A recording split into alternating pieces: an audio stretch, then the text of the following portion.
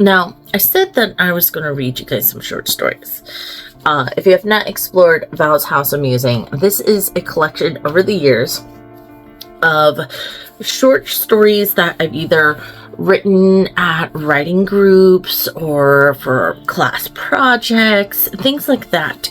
And I just love a lot of these because I don't write short stories very often. And then I realized I had over 100,000 words worth of short stories, and I was like, I should do something with that. And of course, I did my best to break these up. So if you're curious what's inside the Val's House of Musing, we have Tales from the Cedric series. So we have some short stories where I was exploring out characters that I've never really shared. Some of them I have. Otherworldly Tales, so if you like stuff that has sort of like these weird fantasy aspects, there's good times there. There's 2 really big short stories in there. And a lot of paranormal romance. Like, I'm trying to keep my horns on. They're sliding. Then there's In Close to Home. These are things I've written about either home or contemporary kind of stuff, or Florida themed things. And then there's Horror and Unpleasantries.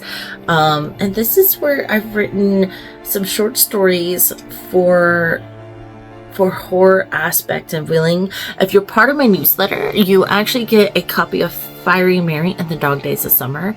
That one's pretty creepy, and that's based off of a real lore and legend. And then of course I have nonfiction wonderings, and some of these have been previously published in blogs and other books where I've used them as examples and things like that. So today I shall give you, how about flash fiction? Let's see here. Oh, Weight of a Haunted Heart. That's a pretty fun one. This one was a fun concept, and I just, it's always about, so, Weight of a Haunted Heart. Here we go. My thumbs circled one another, waiting for her reply. This was the 7th office I had sat in within 3 years. Each was adorned with certificates on the wall, dusty fake plants, the all too eager to welcome me chairs, and, let's not overlook, the bookshelves full of psychology books. I swallowed as I heard a page flip, as if she still had to read the notes one more time before starting the session. So, Miss Lydia Talia, am I correct that I am the 7th psychiatrist you've seen with regard to your another flip? The pursed lips and dark pools on the old woman's face indicated she was skeptical. For these hallucinations? Yes, ma'am. My heart pounded so fiercely that my chest ached and my eyes locked in my thumbs, afraid to let them wander. And I see you've been on a number of medications with no results. 2 pages were flipped and scanned before she sighed, shutting my folder and tossing it on the desk beside her coffee cup. What makes you think I can help you?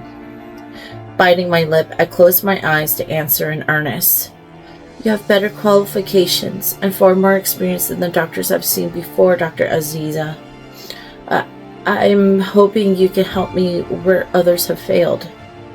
Another painful pause filled the air. My thumbs slowed. I see. Her chair creaked, and in my peripheral, I could see she now leaned on her desk. Is he here? Do you see this man now? I tensed, thumbs stopping. Willing my eyes to move, I looked around the room. My face was red with the heat of my blood pressure rising. Anxiety was gripping my throat and my breathing became painful. Checking the corners of the room first, I soon spiraled across every inch before my eyes came back to my hands. My thumbs began to spin once more. No. My mouth was dry and swallowing did nothing to soothe the sensation. He is not here yet. Yet? Her voice was one filled with intrigue. Then has he shown in a session before? Yes, the thumb sped up with my heart. That's how I lost the last 2 doctors. They said nothing in the file about that. Her hand touched the manila folder as if to have it speak for itself about this lack of information. Exactly how could he cause you to lose your doctor? Flustered, I looked up, my words failing. My eyes rested on the coffee cup sliding toward her. Teeth clenched tight, I watched it slide under her arm and into her lap. She jerked, unaware of the hand that had moved it, and the mischievous man standing so close to her. My eyes were frantic. They dropped to my thumbs. If only they could spin faster. Christ, Dr. Aziza muttered under her breath. Excuse me a moment. How clumsy of me. The door to the office opened, and with a horrendous click, it was shut. I was alone with him. This is a crock of shit, Lydia. He was angry again. Why don't you believe me when I say I'm real? I closed my eyes tight and did everything in my power to will the masculine voice away. It invaded my head as if I were connected to his thoughts. I flinched as the manila folder hit the wall beside me. Papers fluttered across me and the comfy couch and settled on the floor at my feet. My tears came hot and heavy, tapping across my clasped hands, choking sobs making my lips tremble. I could feel the heat of his stare still standing behind the doctor's desk. I said I'm real. How much proof do you need? The wheeled office chair was sent tumbling across the wall with a kick. You can't deny it. Shit, even the doctors couldn't explain it. The door to the office swung open and I cowered where I sat. What in God's name? Dr. Aziza stumbled to a stop, glaring at the papers across the floor, and her office chair toppled over. I do not take kindly to clients who destroy my office, Miss Talia. I haven't moved. I shook with fear, braving a glance into hers. Check the camera, check the footage. I don't know if you can see him, but he's angry. He doesn't want me here. She took in my shaking frame and with morbid curiosity marched over to her laptop. Spinning it around on her desk, she logged in, double-clicked, and tapped away. Kneeling, she started to review the last few minutes, the corner of the screen visible over her shoulder from where I sat. I had noted the camera and its green light on the shelf when I looked for him at Dr. Aziza's request. Granted, he always stood out of frame. At least, it was focused on where I sat, proof that I hadn't moved or even ventured close to her desk. The cushion next to me sank under his weight, and he leaned toward me. His lips tickled my ear as he whispered, I'm sorry. I started to rock, closing my eyes again and clenching my jaw. Lydia, I mean it. His fingers were warm as they tugged the hair behind my ear, and he sighed. The next words from him were filled with sorrow. I wanted to be with you.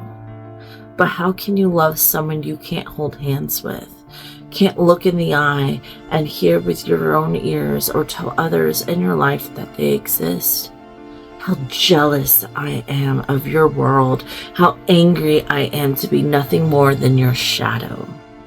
I long to hear the words from your lips to confess I exist, that you acknowledge I am here. I ceased my rocking and opened my eyes to see the doctor straighten her back and rewind the footage. A shadow could be seen traversing the room for the first time. Did Dr. Aziza see it? Can she see him too? Lydia, I'm in love with you. My eyes widened and I turned toward him to see the faintest of faces with pale blue eyes, such sad, bitter eyes. But I am torturing you. denying you a wholesome life. I can't leave you. They'll come for you the moment I am away. Who are they? I asked in bewilderment as agony filled the phantom face before me. Demons and monsters, but you're safe. He was melting away, what little I could see dissolving before me. I will become your shadow and nothing more. Forgive me. I was jealous. I thought that we could. My God, Dr. Aziza stood spinning around toward me. Dear child, you are not hallucinating. I looked at her paled face, her wrinkles stretched with a tight weight of her terror. You don't need a doctor, she covered her mouth. You need a priest. You need an exorcist. And that is one of many fun little short stories in this collection. Enjoy!